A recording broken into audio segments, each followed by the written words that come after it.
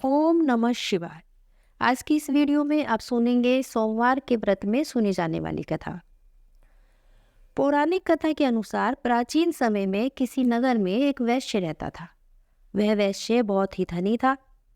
उसे किसी प्रकार का कोई कष्ट नहीं था, परंतु उसके पास ऐसा विशाल वैभव होते हुए भी वह वैश्य हमेशा दुखी रहा करता था, क्योंकि उस वैश्य की कोई संतान नहीं थी। वह वैश्य भगवान शिव का अनन्य उपासक था और संतान की इच्छा से वह प्रत्येक सोमवार को शिव जी की पूजा करता और व्रत किया करता था। सोमवार के दिन प्रदोष काल में वह शिव मंदिर में दीपक जलाता और भगवान शंकर को अनेक प्रकार के व्यंजन अर्पित करता था। उसके बाद ही वह अपनी पत्नी सहित भगवान का प्रसाद ग्रहण करता था। यह उस वैश्य का हमेशा का नियम बन चुका था और इसी तरह उस वैश्य को कई वर्ष व्यतीत हो गए।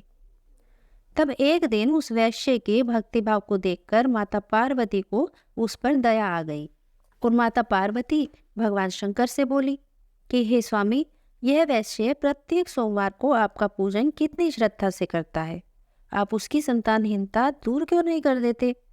माता पार्वती की बात सुनकर भगवान शंकर ने कहा कि हे देवी, इस वैश्य को संतान न होना इसके पूर्व जन्मों का फल है।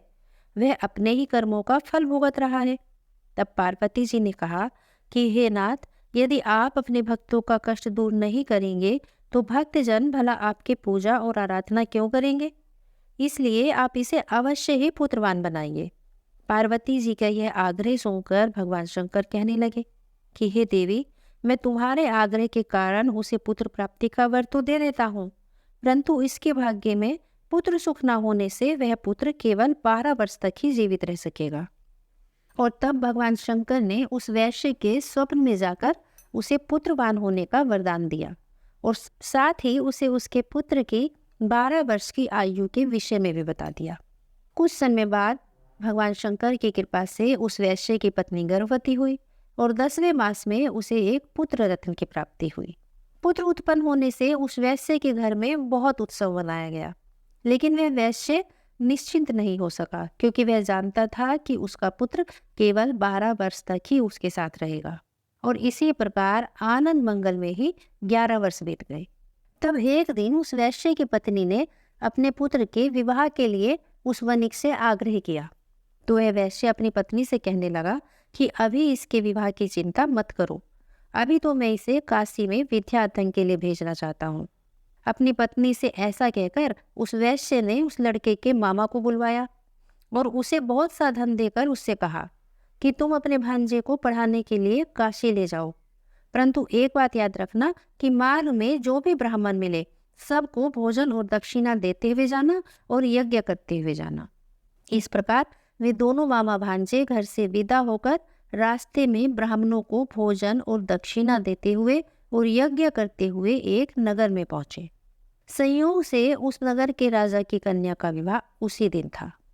वह कन्या बहुत सुंदर थी और सुलक्षणा थी, परंतु जिस राजकुमार से उस कन्या का विवाह होने वाला था वह एक आंख से काना था और उस वर के पिता को इस बात की बहुत चिंता थी कि कहीं उसके पुत्र के एक आंख से काने होने के कारण यह विवाह बीच में न रुक जाए।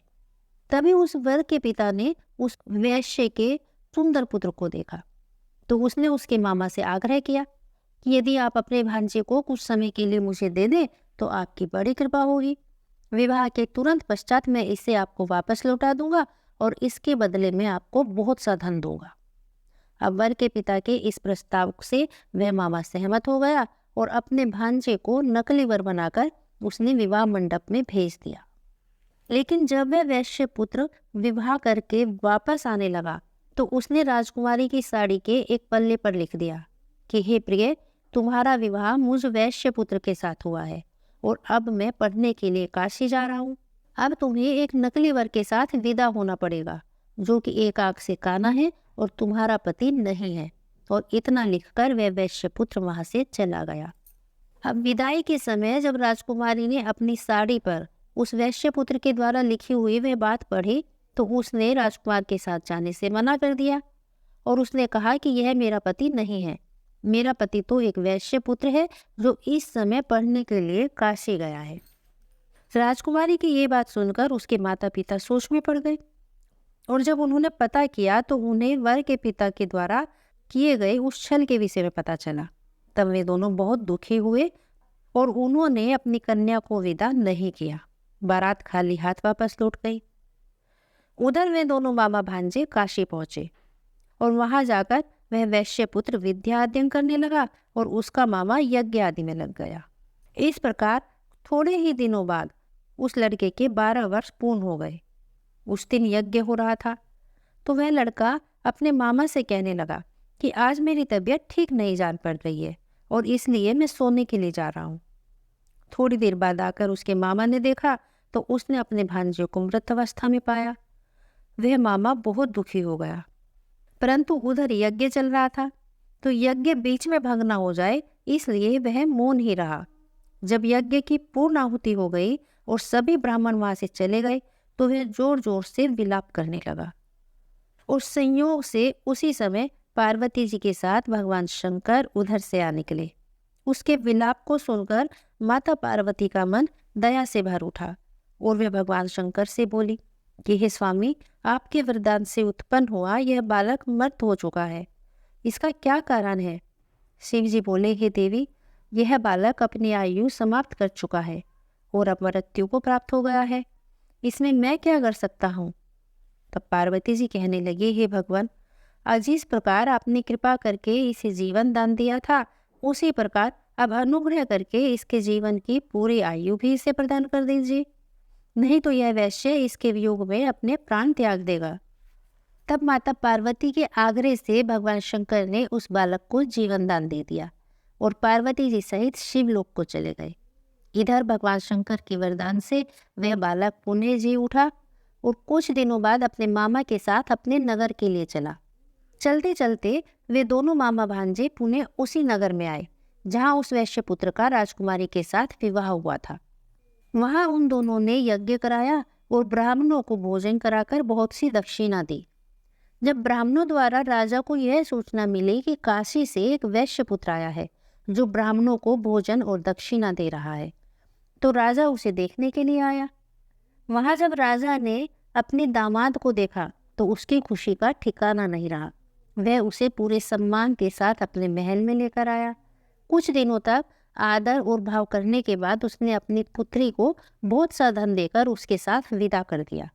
अब वह वैश्य पुत्र अपनी पत्नी और मामा के साथ अपने नगर की ओर वापस चला।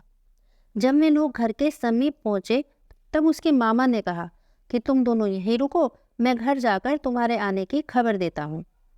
इधर वह वैश्य तो अपनी पत्नी सही छत पर बैठा था और अपने मन में सोच रहा था कि यदि मेरा पुत्र काशी से लौटकर नहीं आया तो हम दोनों यहीं से कूदकर अपने प्राण दे देंगे। किंतु जब लड़के के मामा ने जाकर उससे कहा कि तुम्हारा पुत्र विद्या अध्ययन करके अपनी पत्नी को साथ लेकर कुशलतापूर्वक वापस आ गया है, तो उन दोनों के आनंद की सीमा नहीं रही। उन लोगों ने अपने पुत्र और पुत्र वधू का स्वागत किया और उसके बाद नियम पूर्वक वे दोनों पति पत्नी सोमवार का व्रत रखकर शिव जी की पूजा करने लगे। जब उस वैश्य पुत्र को अपने जन्म और मृत्यु के विषय में पूरी घटना का पता चला तो वह वैश्य पुत्र भी अपनी पत्नी सहित पूरे श्रद्धा भाव से प्रत्येक सोमवार को भगवान शंकर का व्रत रखने लगा और उनकी पूजा करने लगा। जो भी व्यक्ति सोमवार को व्रत रखकर श्रद्धा भाव से भगवान शंकर का पूजन करते हैं और इस कथा को पढ़ते या सुनते हैं, वे निश्चय ही सभी कष्टों से मुक्त होकर मनोवांछित फल को प्राप्त करते हैं। बोलिए भगवान भोलेनाथ की जय। अगर आपको यह कथा पसंद आई हो तो इस वीडियो को लाइक और शेयर जरूर कीजिएगा और इस चैनल को सब्सक्राइब करना मत भूलिएगा।